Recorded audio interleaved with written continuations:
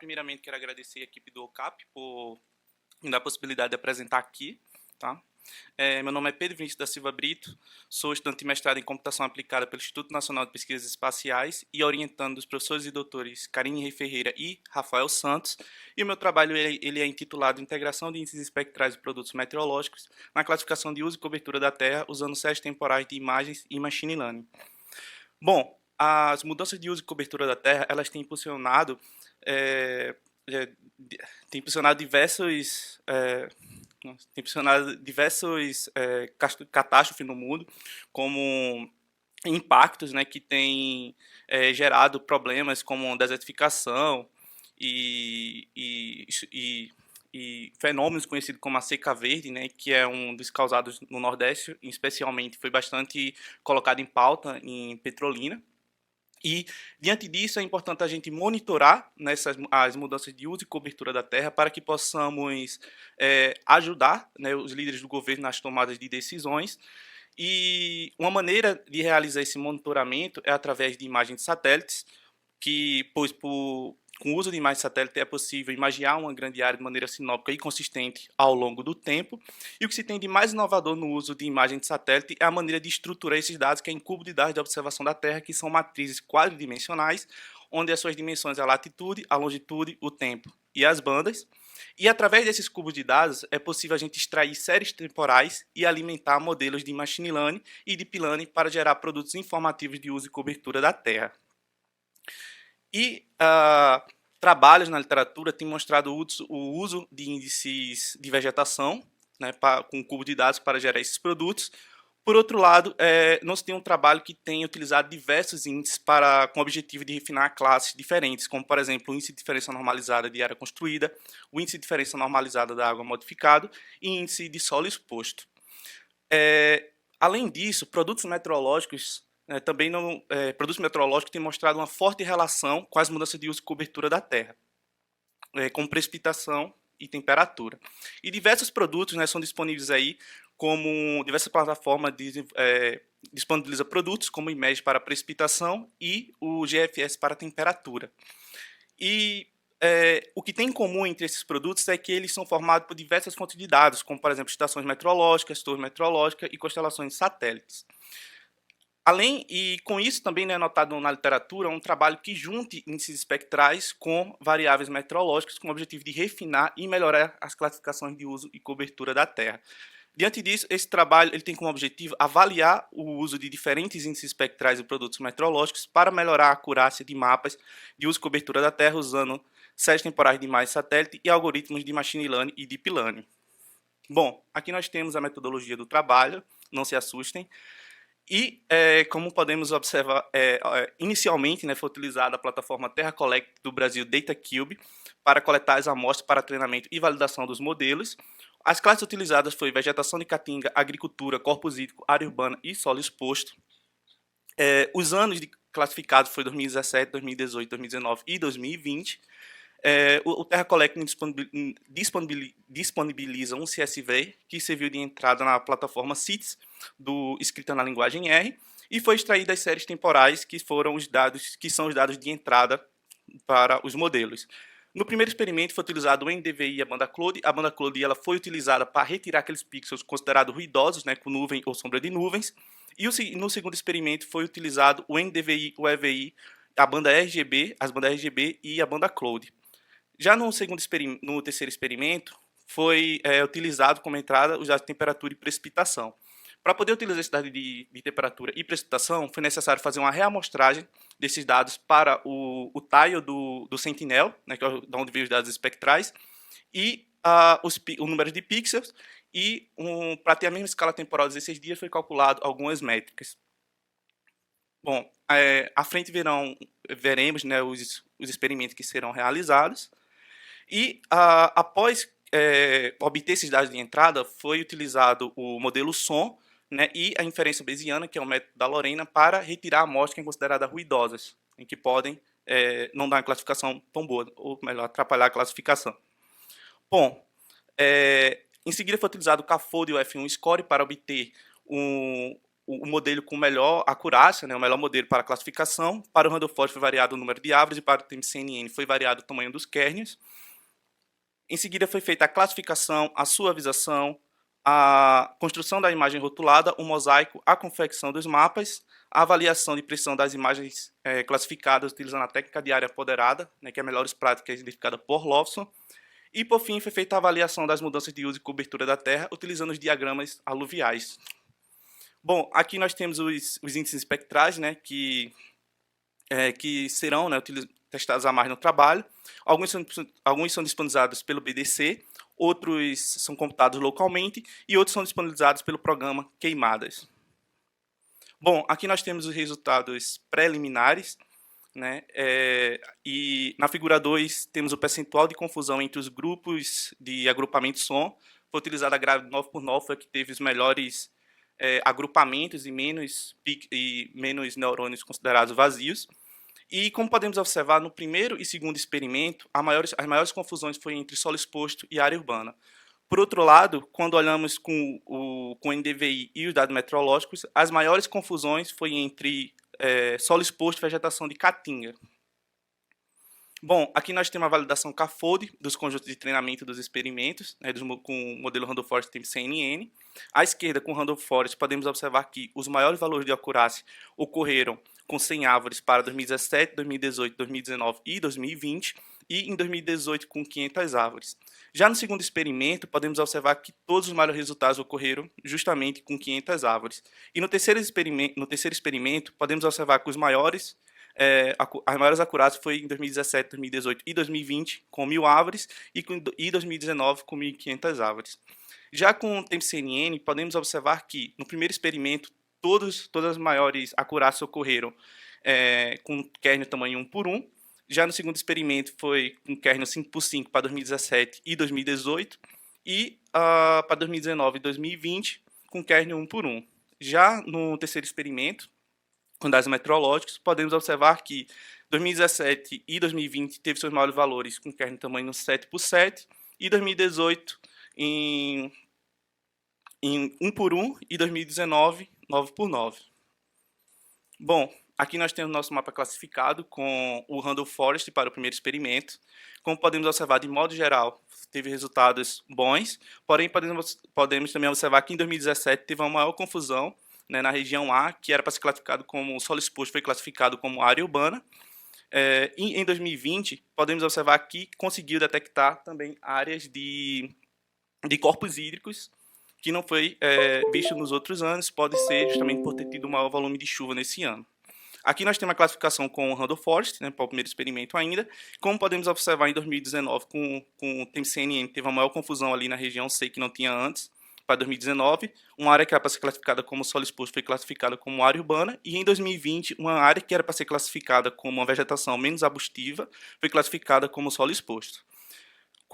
No segundo experimento, utilizando o Randolph Forest, podemos observar que conseguiu identificar melhor áreas de agricultura, como mostra a região E, e, porém, em 2017, utilizando o TMCNN, né, podemos observar que, novamente, uma área que é considerada com uma vegetação menos densa foi classificada, nesse caso agora, como área urbana.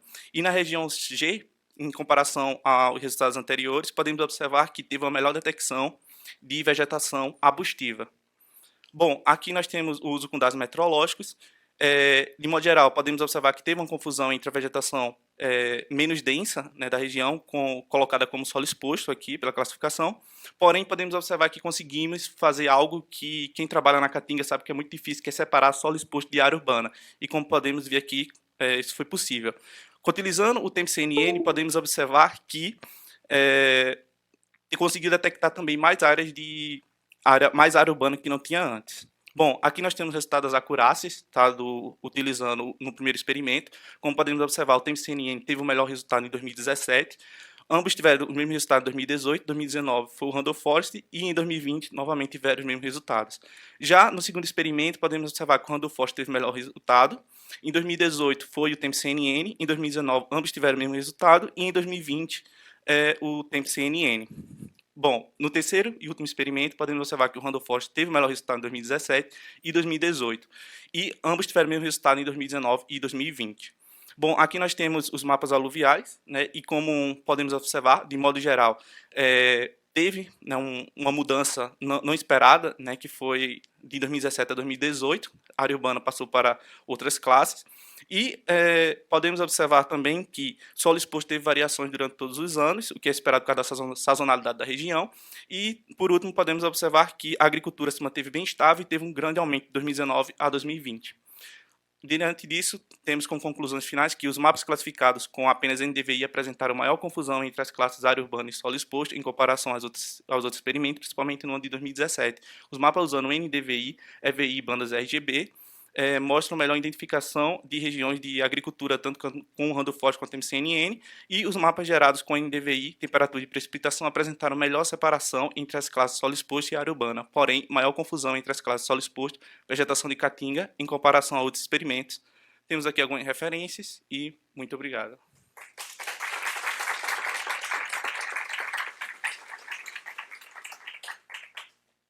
Parabéns, Pedro. As perguntas vão ficar para o final. Agora, Júlio, por gentileza. Olá, bom dia a todos. Me chamo Júlio César Pimenta dos Santos, sou aluno do censuramento remoto aqui do INPE, realizando o mestrado. Esse trabalho que eu vou apresentar é em participação também com outros autores, que é o Pedro Bacelar, Daniel Maciel, Vitor Martins e Cláudio Barbosa, todos integrantes do LabISA. E também esse trabalho foi realizado por uma disciplina de curso, processamento digital de imagens. O título é Série Temporal Sentinel-2 MSI para avaliação de clorofila na represa Billings. Então, a nossa introdução. Os reservatórios de água são sistemas construídos a partir do represamento de rios para abastecimento público, irrigação agrícola e geração de energia. No entanto, a garantia dos múltiplos usos da água está condicionada a um padrão de qualidade. Então, o nosso objetivo essa proposta de pesquisa teve como principal objetivo analisar a variação sazonal e distribuição espacial da concentração de clorofila A na represa Billings. Nossos materiais métodos, aqui a nossa área de estudo, a represa Billings, que fica localizada na região metropolitana de São Paulo, aqui no Brasil. A área total alagada é 106,6 km². Então, os nossos materiais é o Sentinel-2, o sensor MSI, o nível de processamento L2, que possui correção atmosférica, radiométrica e também geométrica. A correção atmosférica não é a mais adequada para alvos aquáticos, mas é o nativo da plataforma Google Earth Engine, que a gente vai utilizar. O intervalo temporal é do 1/1 de 2018 a 31/12 de 2022. Também utilizamos um filtro de nuvens de até 10%, com um total de imagens em 58. Aplicamos também o índice de clorofila por diferença normalizada, o NDCI, que ele permite estimar o conteúdo de clorofila em corpos d'água a partir da diferença normalizada entre as regiões do vermelho B4 do Sentinel-2 e o vermelho próximo B5 do espectro eletromagnético.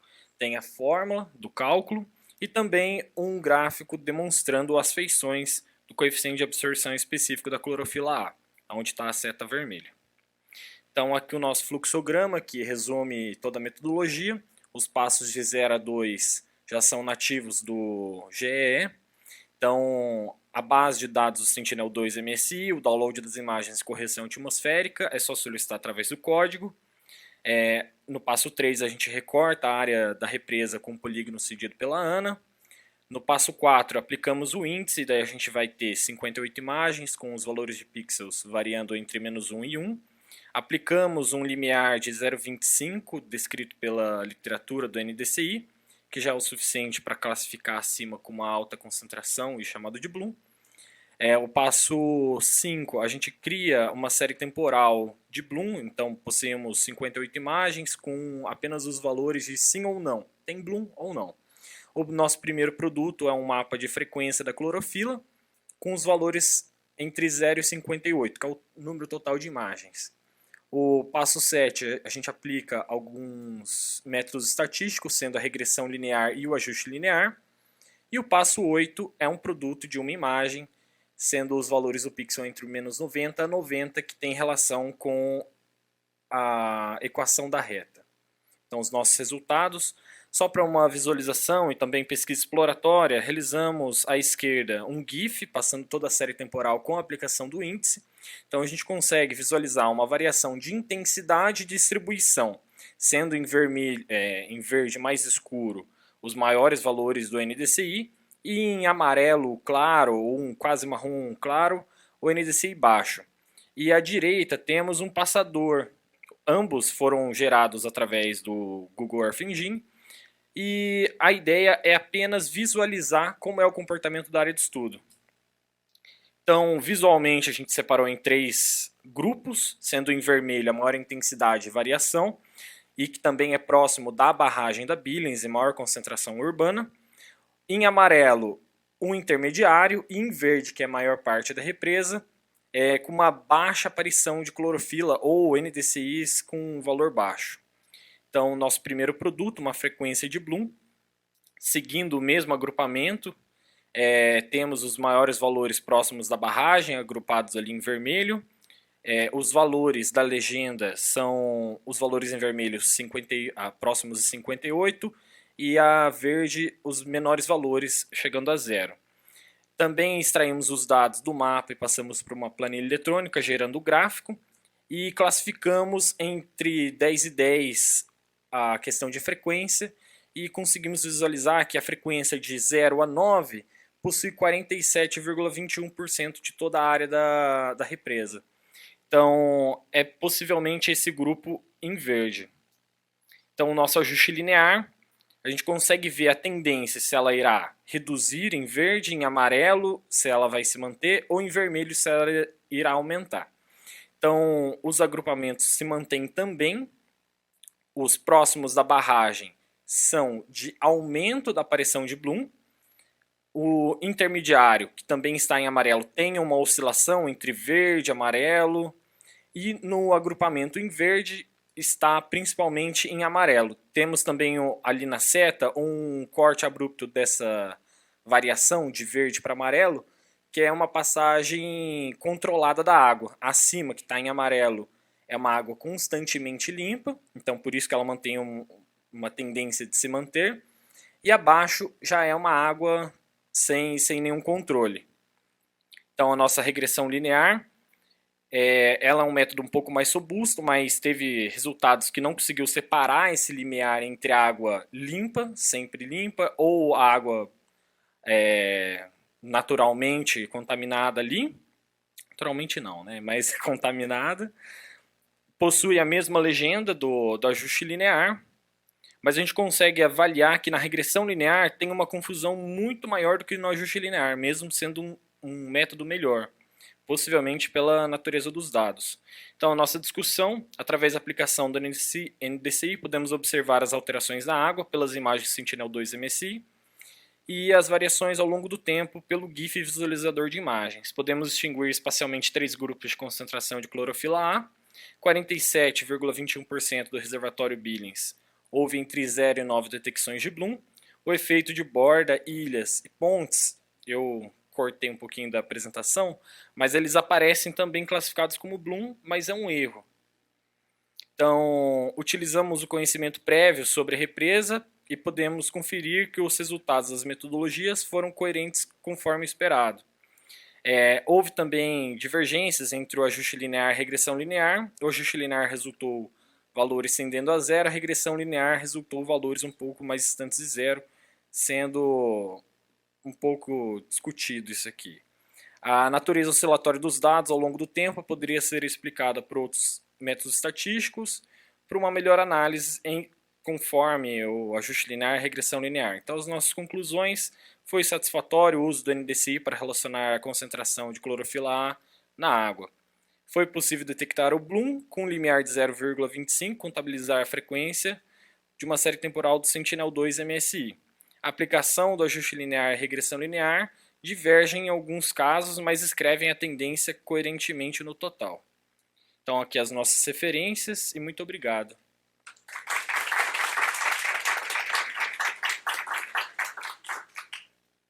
Muito bom, Júlio, muito obrigado. Preparem as perguntas, viu? Por favor, já estou até com as minhas aqui anotadas. Agora, Ana. Oi, gente, tudo bem?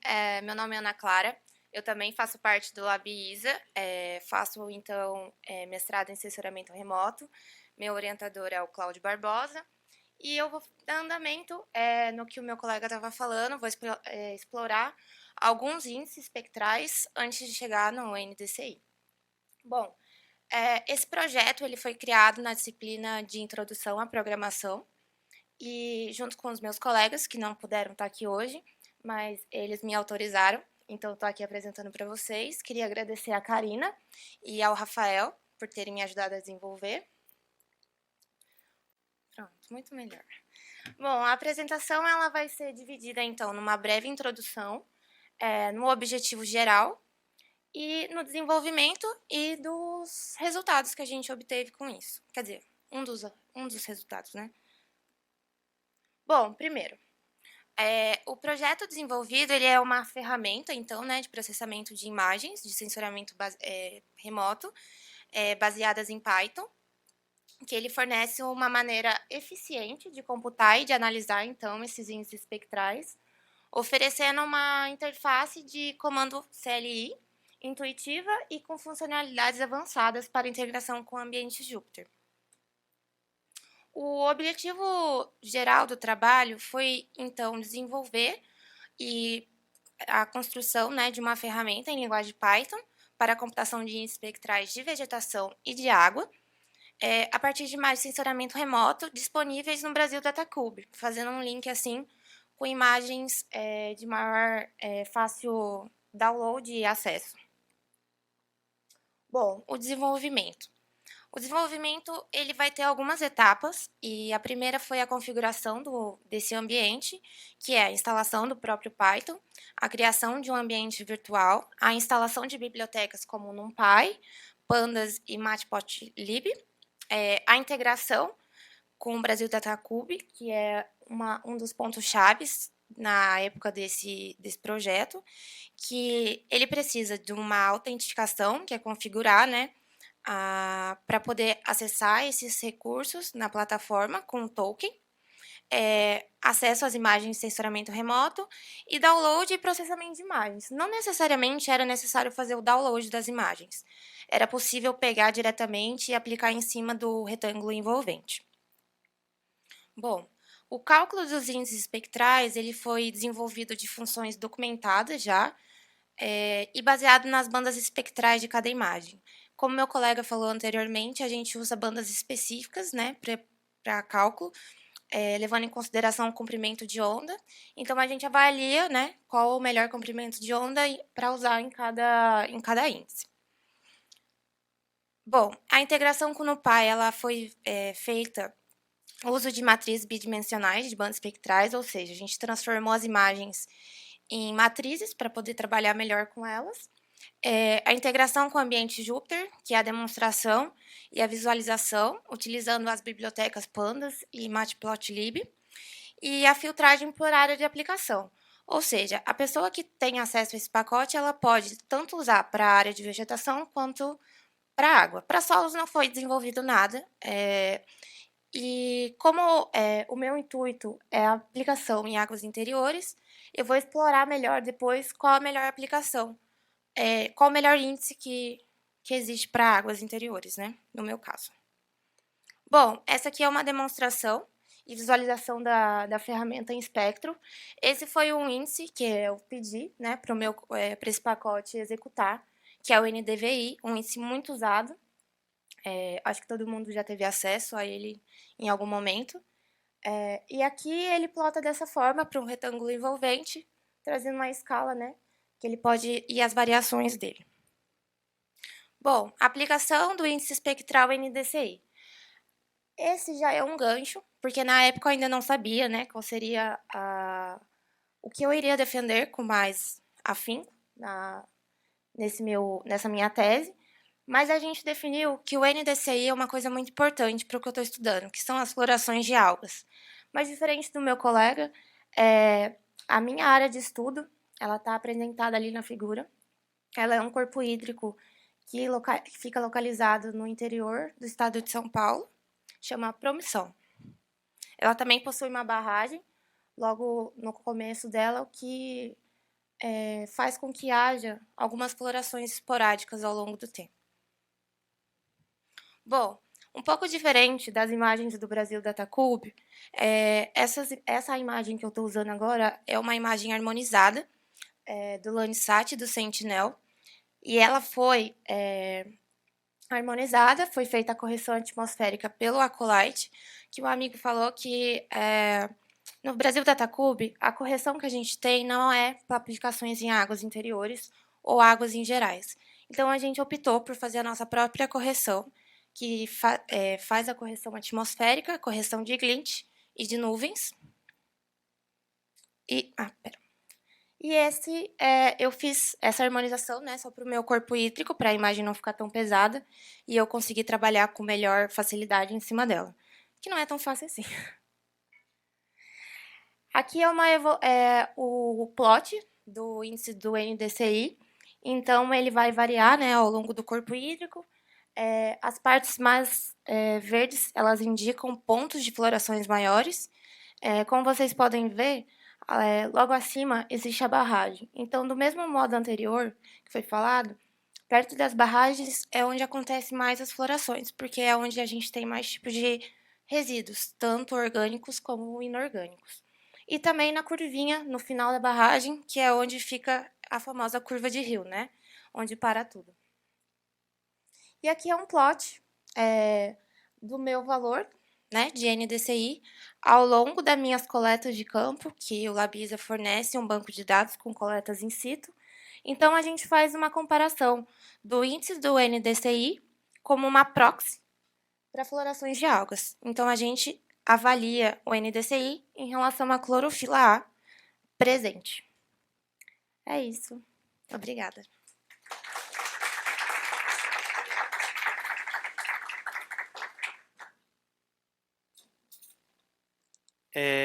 Agora é o Leonardo. Primeiramente, queria desejar boa tarde, bom dia a todos aqui. É um prazer estar aqui e agradeço a presença de todo mundo aqui. Eu sou aluno de C ainda, estou fazendo graduação no Mackenzie, formando em engenharia elétrica. E o meu trabalho que eu venho apresentar hoje é um projeto de C que eu fiz com o Dr. Paulo José Guiar Simões, lá no CRAN. E se trata de modelagem dos efeitos do clima espacial na órbita de satélites. E para primeiro falar um pouco sobre o meu projeto, eu quero falar um pouco sobre o Sol, que ele é a nossa estrela mais próxima, é a próxima da gente, né? A estrela mais próxima da gente. E por se tratar disso, é a que mais tem estudos sobre. E com isso a gente pode entender um pouco sobre, muito sobre a atividade que acontece nele. E de uns anos para cá, cerca de 100 anos, foi se descoberto que a atividade solar tinha grandes efeitos na nossa sociedade, afetando sistemas de comunicação, sistemas de navegação, desde linhas de transmissão e órbita de satélites. E aqui eu vou tratar um pouco dessa questão das órbitas de satélites e como a gente pode lidar com isso. O caso específico que eu quero citar é um caso que ocorreu em fevereiro de 2022 com a SpaceX, em que eles lançaram no dia 3 de fevereiro cerca de 49 satélites com o foguete Falcon 9, e esses 40 satélites, cerca de 4 dias depois, reentraram na atmosfera, ou seja, deu um fiasco a operação, e aí eles tiveram um prejuízo enorme.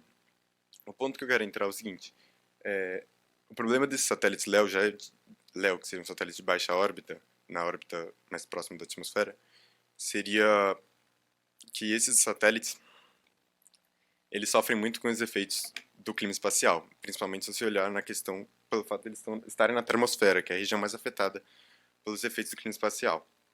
E para falar um pouco disso também, eu quero comentar sobre o Sol mais em si, que a atividade solar está ligada diretamente com o ciclo solar. E o ciclo solar está baseado na inversão dos polos magnéticos do Sol, em que muitas das vezes os polos o polo norte se torna sul, sul se torna norte. E esse processo, quando ele está nesse pico, que seria aqui, que eu estou apontando, dá para ver ali, aí é o pico de maior atividade solar, e que pode ser dividido em dois quesitos, a atividade solar: os índices geomagnéticos e os índices de radiação solar.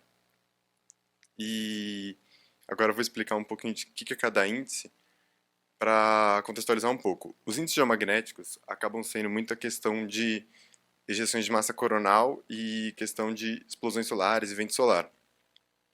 Tudo isso, basicamente, seriam... A ejeção de massa coronal seria como se fosse ejeções de partícula e vento solar na direção da Terra, que pode ou não acabar atingindo a gente. Quando a gente atinge a gente, vai ocorrer a reconexão do campo magnético solar com o campo magnético da Terra aqui.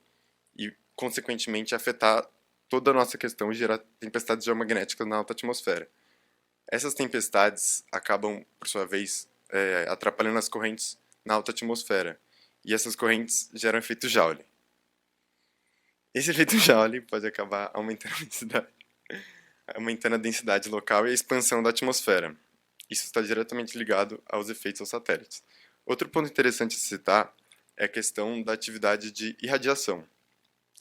A irradiação solar está ligado muito à questão das explosões solares, que emitem todo o espectro de raio-x, todo o espectro de radiação para a gente. Só que a gente acaba só absorvendo a questão de ultravioleta e raio-x. Esses dois são muito importantes para a gente estudar no ponto quando se trata da modelagem de satélites. Por quê? Geralmente as modelagens costumam trabalhar com a irradiação e os quesitos de irradiação. Eu vou entrar mais no assunto um pouco mais para frente. A irradiação, dois principais espectros de onda, que seriam comprimentos de onda que eu gostaria de trabalhar, que eu trabalhei na pesquisa em si, foi o SXR, que seria soft raio-x, que é basicamente um indicador se a radiação está alta ou está baixa na nossa direção, e o Lyman-alpha, que se trata de liberação de energia direta pelos saltos de hidrogênio lá na camada do Sol, que chega em cerca de 8 minutos. Agora eu vou passar um pouco aqui para os índices que eu medi. Não dá para ver, ficou pequeno, perdão. Mas basicamente aqui a gente consegue fazer eu fiz um comparativo da atividade solar, tanto num período calmo, que seria um período, se eu voltar aqui eu consigo exemplificar, que é em 2020, que basicamente toda a atividade solar estava num período baixíssimo, e num período ativo, que é o período que a gente passou durante fevereiro de 2022, da Starlink, que a atividade solar estava em alta e, consequentemente, afetou os satélites. Aqui a gente pode olhar os dados da irradiação, que é a Solar Activity, o vento solar e o geomagnético, que seria a questão do campo magnético que eu comentei. Agora eu quero partir um pouco para a questão da modelagem. A modelagem eu tomei de princípio para usar um pacote de linguagem que seria o Julia. O Julia é um pacote de alto desempenho e de alta velocidade. Alguns de vocês talvez conheçam. E é bem interessante, se você não conhecer, procure. E a modelagem, o pacote que eu usei do Julia é o Julia Space, de um pesquisador aqui do INPE, do Ronan. Não sei se vocês conhecem. E ele trabalha com diversos tipos de modelagem. Em si, a modelagem que eu utilizei foi do Jacques Bowman, que ele modela a partir dos índices termosféricos e de radiação. Ele faz uma modelagem da atmosfera. Eu insiro parâmetros de latitude, longitude e altitude, e você consegue descobrir a partir da data quanto estava a temperatura ou a densidade em si. No meu caso, eu optei por utilizar a latitude e longitude 00, que seria no ponto com Greenwich, com a linha do Equador, e quando eu utilizei a altitude de órbita dos satélites, que foi 250 km. Partindo agora para as modelagens, eu quero mostrar aqui o primeiro modelo da temperatura, né? Naquele mesmo esquema, em que o laranja seria o período calmo e o azul seria o período ativo, que seria de 2022. E esse período aqui que está tracejado seria o período da órbita do satélite. Se a gente observar de cara, já dá para ver que está uma grande elevação da temperatura, chegando a quase mais de 1000 Kelvin durante o período ativo, que foi bem menor durante o período calmo. E num comparativo, a temperatura cresceu cerca de 45% com o período calmo, se você fazer a proporção. Partindo agora para a densidade se manteve alta em todo o período de órbita dos satélites e foi muito pequena a proporção da densidade comparada com o período calmo. Indo agora para o aumento da densidade proporcional, a gente pode ver um pico bem grande no dia 5, que seria o dia que os satélites estavam indo atingir a órbita deles com seus propulsores, e isso fez com que eles tivessem um grande arraste. E agora, para considerações finais, eu queria falar que é muito importante o estudo dessa área, né? Como se pode ver, foi um prejuízo enorme para a empresa, e que a gente vem sofrendo também recentemente com o satélite Sport do ITA, os mesmos efeitos, que é um satélite que tinha em teoria para estudar essa área de efeitos do clima espacial, estudar as massas de gestão coronal, e que ele não está conseguindo passar bem por esses efeitos, e é necessário um melhor estudo disso. E também outro método de reduzir esses efeitos que a própria SpaceX aplicou é você colocar o satélite em uma órbita maior, porque você acaba por passar a baixa atmosfera e você tem menos arraste lá. E acho que é isso. E obrigado a todos.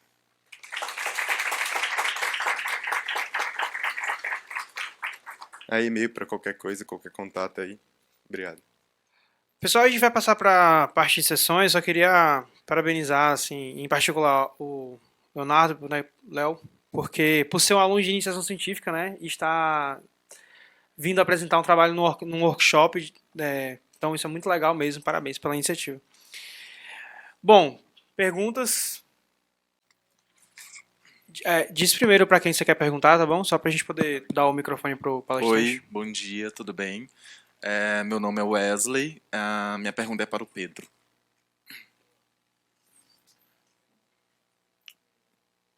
Primeiramente, obrigado, viu, Wesley?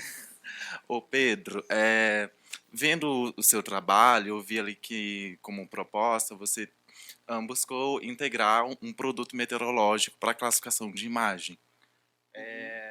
Eu queria saber se, quando você filtrou os seus dados, você também filtrou esses produtos meteorológicos. Como assim? Filtrou? Tem uma parte na sua metodologia que você faz um filtro para tirar outliers. Ah, tá. Isso. É o método da Lorena, certo? Foi desenvolvido pela aluna, né, orientando a professora Karina. Só que... Só um minuto.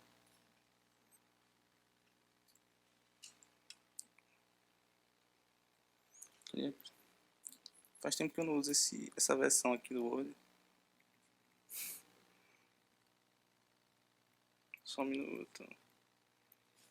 Certo, é exatamente aqui, não é isso? Isso, acho que foi aí. Você fez um filtro também nessas variáveis meteorológicas? Também não ficou claro para mim quais variáveis você utilizou para implementar na sua classificação, se foi precipitação, temperatura. Porque assim, quando você faz um filtro em variáveis meteorológicas, você tira ali os outliers, né? Uhum. E dentro desses outliers você acaba perdendo alguns extremos. De repente, seria interessante para sua classificação você incluir esses extremos, sei lá, em uma segunda análise, em um outro momento, você pegar apenas esses outliers e ver se esses extremos eles vão contribuir de alguma forma, seja significativo ou não, à sua classificação. A gente sabe que ali na sua região de estudo, por exemplo, às vezes passa um fenômeno que a gente tem na atmosfera, que ele ultimamente tem se tornado cada vez mais intenso, né? Tanto em frequência quanto em intensidade. Então, se talvez você levar em consideração esses outliers, você consegue pegar o sinal desse evento. E aí isso vai mudar um pouquinho da sua classificação. Não sei se você filtrou seus dados. Essa era a minha pergunta para poder dar essa minha sugestão. Uhum. Eu acho que você vai ter um produto final um pouco diferente. Bom, o método que é utilizado para remover as amostras que são consideradas ruidosas, que foi desenvolvido pela Lorena, ele tira, né, essas amostras. Então, eu não trabalho, no caso, como você falou, né, em tirar esses picos. Eu não faço isso. Porém, o CITES, quando eu aplico a banda de nuvem, eu estou falando no caso dos dados espectrais, ele já retira esses valores de nuvem e já interpola. Então, aí tira um pouco. Já tira, na verdade, nesses valores de nuvens, tira um pouco desses picos. Você falou em questão dos dados meteorológicos. Não, eu não faço filtragem porque é um produto, não é uma imagem em si. Como é gerado esse produto? Esse produto ele pega dados de estações meteorológicas, torres meteorológicas e diversas constelações de satélites, joga dentro do modelo e me gera um produto relativamente perfeito, tá? A gente sabe que não é exatamente assim. Então, eu não faço exatamente isso. O que eu faço é integrar esse dado, que é um produto, não é uma imagem em si, e conseguir utilizar em cubo de dados, que era algo que não se tinha antes, né? Algo que já vinha pensando, mas ainda não tinham pensado numa maneira de integrar esses dados Então, foi isso que eu fiz. Então, eu não tenho exatamente essas variações. Entende? Então, eu não aplico nem o método da Lorena nesse caso. Aliás, interpolação eu não aplico, justamente por causa disso. Tá, você pega o produto, esse produto a gente convencionalmente chama de reanálise. Uhum. E aí é um dado em 3 dimensões, né? Latitude, longitude e tempo, Uhum. certo? Isso. E aí você implementa isso dentro das suas análises. Isso. Para treinar o modelo. Para treinar o Já vai modelo. pro treinamento. Certo. Mas mesmo esse produto, se você fizer um filtro ali, você vai estar tirando esses sinais de extremos climáticos. Eu vi que você analisou os últimos anos, eu acho, de 2017 até o presente, foi isso? Até 2020. 2020. Então, no verão de 2020, teve um evento muito interessante aqui na América do Sul, que foi chamada, por exemplo, a Baita Zacas, ou os Zacas do século, algo do tipo. E aí, esse evento é um evento muito chuvoso, e ele passa ali sobre a sua região, às vezes, de área de estudo, às vezes, e ele tem um extremo climático muito diferente. Então, se de repente você pegar esse extremo climático, ele pode te dar uma outra classificação diferente dessa que você obteve. É uma sugestão, né? Considerar isso. Pegar essa série temporal, fazer esse filtro, pegar apenas esses extremos e ver qual que é a resposta da sua classificação a esse extremo. Ou então também ver sazonalmente, eu não sei se você fez isso, ver sazonalmente essa classificação. Pegar, por exemplo, ali o verão, a primavera e o verão, que é quando a gente tem aí a atmosfera, digamos, mais instável devido à grande quantidade de radiação que vem chegando aqui no nosso hemisfério sul. Então, eu acho que são pontos que talvez agregue o seu trabalho, torne ele mais rico, sobretudo por se tratar de uma implementação meteorológica, de dados meteorológicos para a classificação de vegetação. Bom, foi um slide que ficou oculto, né? Interessante que você falou, Wesley. Primeiramente, muito obrigado. Eu vou pesquisar mais sobre. E, de repente, posso até...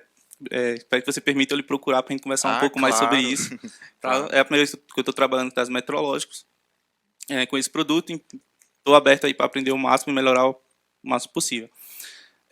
Em relação ao comportamento, ficou oculto, mas eu tenho um comportamento das minhas séries temporais dos dados meteorológicos, tá? Para temperatura e precipitação. O que foi notado é que realmente ele teve um maior crescimento no período considerado de chuva na região e teve realmente a diminuição no período considerado de seca, né, que é justamente ali entre abril, começando outubro, novembro. Tá? Então ele teve uma correspondência muito boa em relação ao que era esperado da sazonalidade. Show, legal, legal. Bom, acho que você tem muito trabalho pela frente, se você for levar em consideração tudo isso que eu falei. Parabéns pelo trabalho, eu acho que é desafiador. E é isso, era essa a minha sugestão. Muito obrigado.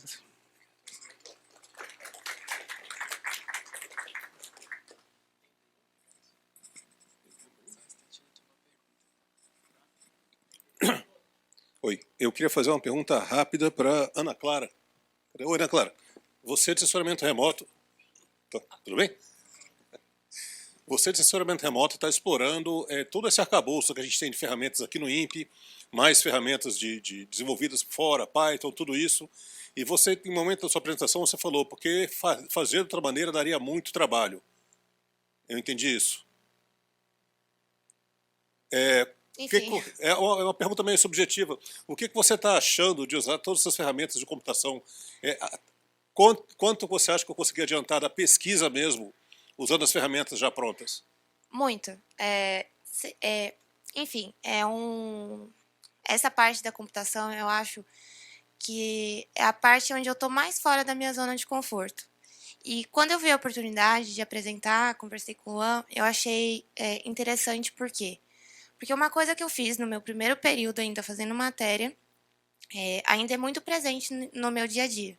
Por exemplo, esse pacote, né, que ele faz os índices espectrais baseados, né, no Brasil Datacube, eu ainda uso esse tipo de índice. Eu mudei, né, o meu índice, claramente, mudei as minhas imagens, mas eu ainda estou usando uma coisa que eu aprendi em 2022. e ela ainda é muito presente. E a harmonização, todo o meu trabalho com essa questão de encontrar as florações de Bloom e ver como elas vão se comportar no tempo, né, numa série temporal, seria inviável, né, sem o uso da computação e dessas ferramentas que possibilitam com que a gente integre e façam com que as coisas sejam processadas de uma forma mais rápida, mais intuitiva. Então, assim, a computação ela veio para ficar, né? Já tem muito tempo isso. E eu estou muito feliz de estar desenvolvendo essas ferramentas e poder deixar aí para as outras pessoas que vierem depois de mim terem mais facilidade em poder usar esse tipo de dado, esse tipo de ambiente também. Acho Obrigado. que é isso.